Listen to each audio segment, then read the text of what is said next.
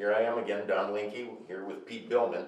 We're continuing our conversation, and what I'd like to do is kind of get into the teaching the college level student. What might be expected of in a four-year program, which this one is here at UWM, and from the first day you meet the student, which is usually the audition date, and maybe what's expected of those guys at an audition, what kind of level should they measure up to get admitted into college, and also then once they're in, I know there are many degree descriptions. There are you can get a degree in performance, you can get a degree in education, you can get, and this is all within the School of Music. So there are different requirements for each one of those degrees. But I'd like to kind of concentrate primarily on the performance level student. So run me through the basically, again, I know we're not going to cover every detail, but run me through the curriculum and the expectations that you have as a teacher, that as their individual studio teacher, and the expectations that are sort of mandatory for them to graduate with a degree. Yeah. You know? So I guess assuming that they pass the audition, the first step in the process is typically they need to learn a lot more about the guitar itself, and just learn the rudimentary things like inversions of chords and just knowing where all the notes are so that they know their instrument first and foremost. So that's the first step in this process, along with like just giving them lots of listening, lots of album titles and things that they should be listening to, so that they're kind of getting a sense of, even before they start actually playing, kind of what it's supposed to sound like. Right, and you would expect that students coming into a program would have that, Yeah. but we're kind of looking at reality here too. Right. So Yeah, their exposure to jazz may be, sort of introductory, at that level, and just making sure that they understand that they, up to this, the point that they come in beginning, they need to, what I try to impress upon them is that they need to start really focusing on their practice and making a lot more time for individual practice and approaching it from a much more kind of formal standpoint, because they're usually up to that point haven't had a whole lot of guidance and somebody to say, hey, you need to work on this and this and this, and not just specifics rather than like I'm going to sit down and jam with my buddies. Right, and there's a very wide array of skill sets that are involved in learning jazz and being able to put all these things together. Yeah, very it's a very kind of daunting task at first, but they have to respect the process and respect the music, and then therefore respect the process and the history. They understand that there's a history that they're buying into here. Right, and that even the most natural musicians, talented natural talent is still going to require a lot of work, because with any great art, there's a demand on the person who's pursuing it and studying it, and this isn't something to be taken lightly, and it's going to require that much more practice just to kind of get them, where they need to be first. Right. So really, before we even start playing any actual repertoire, there's a lot of sort of preparatory work that needs to take place. Sure. So you get them to understand the layout of the guitar, which is very complicated, especially from the stance that you just mentioned, knowing where everything actually is on the instrument, not simply knowing diagrams or tablature notation on the guitar, but actually knowing where the standard musical notation and what it means on the guitar, where everything is located, etc. Right. So you got a semester, 2 semesters that Yeah, you work with that specifically? Exactly, yeah, the very first semester, depending on where they come in, some maybe have some background, but Sure. that whole first semester is primarily dedicated to that idea. And it's a cumulative study, really that kind of takes after the organization that you have The put in pitch name place. scale degree thing, Yes. yeah, okay. So it starts with, the basic things, learning inversions, and, so for that whole semester is really dedicated to that, so that the remaining semesters can focus more on the actual repertoire and other concepts that come up as well. Is there a gradient then? So now let's say they get to that point where they're facile enough on the fingerboard that they can start to pursue playing. Yeah. And then, of course, playing the tune and then improvising. So you have to teach, I imagine, also some of the mechanics and some of the jazz theory that goes along with the improvisation Right, yeah, aspect of the music. that starts to kick in actually pretty soon, after they start learning some tunes, and then realizing that they have to be a lot more specific about what they're playing and how it describes the harmonic movement in the tunes, and so they're not just kind of playing, floating over the tune and just kind of noodling and having the chords support what they're doing.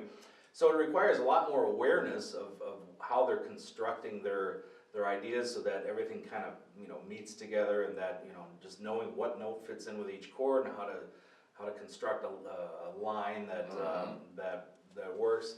There's a lot that goes into that. It starts actually with even just imitation, learning some Charlie Parker licks that are maybe 2 measures in length, just to kind of get an idea. Oh, okay, I see what he's doing here, just to kind of understand the thought process. Sure, and I think you just mentioned you learn say a Parker lick, like you said, and you want them to understand why it works, Right. So yeah, I mean that's the difference maybe between the idea of simply playing a passage of a pattern that in truth harmonically does go along with said chord. Said scale can approximate the sound of a chord or a group of chords. Right. But I think what you're asking your students to do is a little bit more specific than that, as you mentioned. Yeah. Knowing that they're playing the third of the chord when they are playing the third of the chord. Right, exactly. Yeah, so that they, yeah, exactly. And it's when you actually see a line or a phrase written out, and you can match it with the chord symbol, say here this note fits with this chord, that's why he's playing this. Utilizing, yeah. So that they get a sense of just construction of ideas, and not kind of shooting in the dark. Would you say if someone again comes in, they pass the audition, we're going to give these students sort of maybe a little bit above the average student, sensing the degree that a student has to achieve in order to get to the point where they're starting to create their own thoughts, their own ideas, right, their style. I mean, is that something that in 4 years you can get to? I mean, or do you sort of bring it to a point of boiling and then you... Yeah, there's, as far as their individual styles, maybe not as much where now there have been some cases where kids have actually matured, in a very short period of time, and you see their style, start to emerge.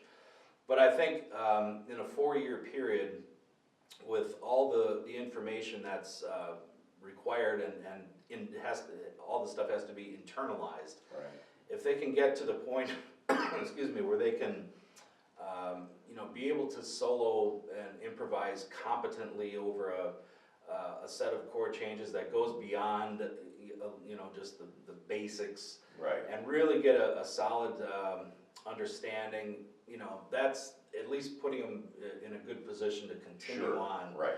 And because then, just like with yourself, and certainly me and most everybody else, is you get the information and then you go to work on it, and that's your job. Yeah. And it's usually post-degree I mean, you can get a master's, you can get a doctorate, I suppose, in jazz, you know, but I'm not sure what the value is from the playing aspect of the music.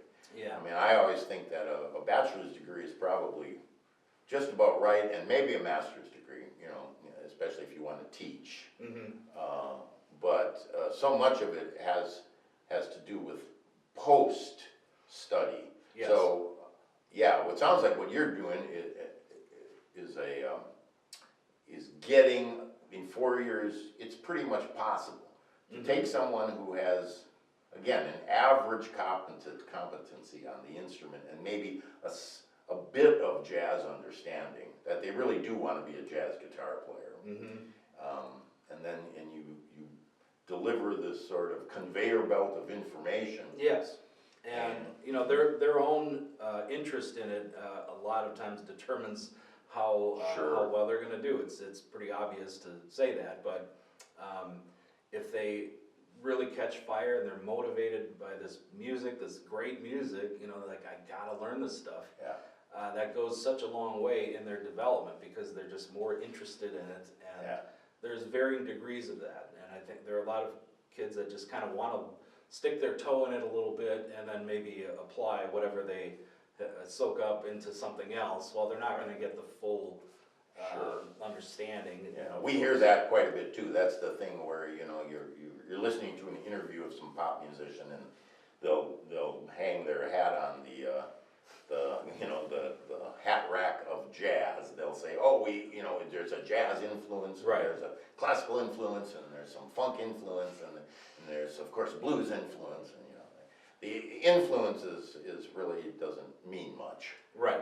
Especially when you're talking about, again, a specific kind of music, jazz. And then, the other thought, I wanted to run by it too, and I almost forgot this. This kind of has almost nothing to do with the subject matter, what we're talking about right now.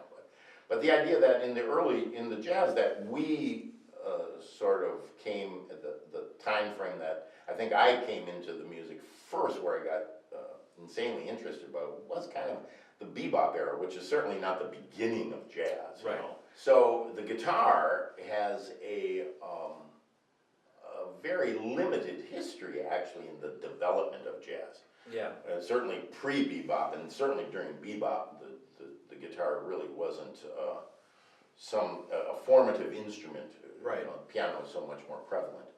So we have this other thing that you're trying to tell people who, in the earliest music, the music that you'd like them to be interested in, the Charlie Parker and the Dizzy Gillespie, the bebop stuff and post-bop things.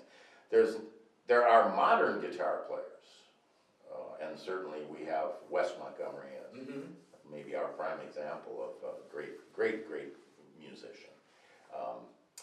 But that's another little bit of an obstacle, I would think, for students. You know, it kind of is, because they are sort of learning about learning stylistic things where they don't have a whole lot of examples, like you said, from that time period of how the voice of the guitar sounds in that context. Right. So it is kind of a cross section of modern players playing this older style and get a sense of what that actually sounds like. But Wes Montgomery is a good example, and it wasn't really till 20 or some odd years later that there was more of an explosion of guitar players on the jazz scene, where the guitar became more of a voice in the music. So as it got so popular in popular music, right. People that were playing maybe early blues guitar or whatever thought, hey, I want to play some jazz, and then they have to go back and listen to horn players, right? And try to figure out, how do I phrase like a horn player on this goofy string instrument that I'm plucking? And that's one of the early challenges but it's a good thing, because it gets them out of just looking at music strictly through the lens of the guitar. Right. And they have to look at these lines that or ideas, phrases that probably most guitarists wouldn't conceive right off the bat, right? Because they're of a different origin, a different instrument, and things that lay on the saxophone typically don't work as well on the guitar. You have to struggle to make it happen. Yeah, And And come you have up to- with a way of phrasing or articulating those notes that somehow convey the sameness, you know? Right, so, yeah, it does present an extra challenge that way, because they have to kind of replicate, you know, that type of phrasing. Right, yeah, And, you know, but the good thing about learning from specifically horn players is that as a guitarist, it's easy to just start playing and playing and playing, and you know, Yeah. horn players can't do that. They have to Right. breathe, and just Right. from that alone, they have to think about, how am I gonna end this idea? right. Take a breath, start a new idea, and, Right. you know, not just ramble on. So Right. it does kind of get them a sense of You bet, yeah. phrasing, you know. Yeah, I and, agree completely. So, okay, well, that's very interesting, and hopefully, people that are coming to this program here at UWM, as I said before, the Peck School of the Arts, Pete Billmann, guitar instructor extraordinaire, here, holding down office number, I don't know what number are we? 593. 593, room 593. And we're gonna come back to Pete one more time and ask him a question, a kind of a personal question about what he's going to be up to in the future and maybe what he's up to now, as a guitar player himself. So thanks a lot for helping us out with Thank this little topic on the education of our next wave of young jazz guitar players. Thanks a lot. What makes an artist?